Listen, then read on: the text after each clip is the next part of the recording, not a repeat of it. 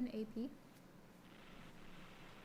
Hi, Governor. So I understand that you're not giving a key timeline of when these things are going to change. But more broadly, you've outlined some pretty radical changes in sort of what our daily life looks like in California, even as we start to lift these orders. So, we've got some pretty big holidays coming up into the summer, Memorial Day, July 4th. I mean, walk me through, if things go to plan, if we're able to, meet some of these measures, how do those big holidays, how does the summer look different for Californians? And following on that, how does the school year in the fall look different for California students if we meet all these measures and we're able to start, doing some of what you talked about? No, I appreciate it. Look, and thank you for the question, because you've also offered me an opportunity to say something that I wasn't clear about in the initial presentation, and that is as it relates to mass gatherings. The prospect of mass gatherings is negligible at best until we get to herd immunity and we get to a vaccine. So large-scale events that bring in hundreds, thousands, tens of thousands of strangers all together across every conceivable difference, health and otherwise, is not in the cards based upon our current guidelines and current expectations. Things can change radically.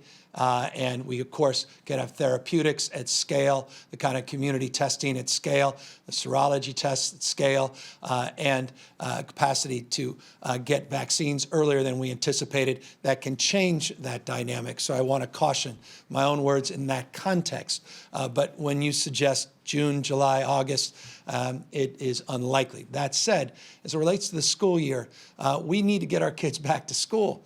I need to get my kids back to school. We need to get our kids educated. We need to deal with their mental health and the parents' mental health.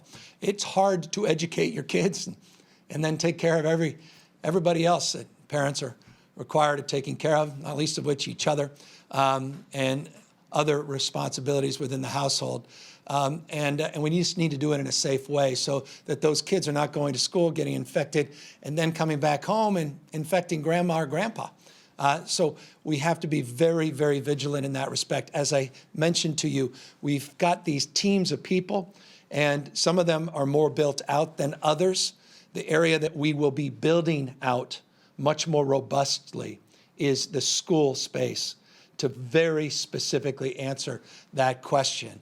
We have hypothecated, since you want to offer that lens, perhaps of imagination, let me hypothecate with you scenarios where in physically constrained environments where practicing physical distancing within the school come this fall may be challenged, we can conceivably stagger the individual students to come in as cohorts in the morning, some in the afternoon. We have to work, of course, with our unions and others and management to figure something like that out. But those are the conversations that we're already having. As it said, assemblies, PE, recess, looking at how you provide meals to our kids. All of those things would have to be reconsidered.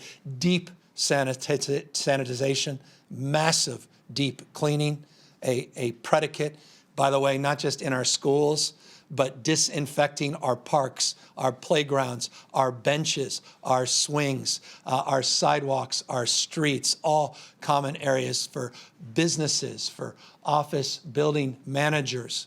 The idea that we are still pushing to get to floor 10 and floor 11 to make sure that there are wipes, make sure that there is the kind of sanitation within those building systems. All of that is guidance that likely will be put out, which will again be predicate for reintroducing, again, a semblance of normalcy that, again, I recognize as anything not in the short run. Final question.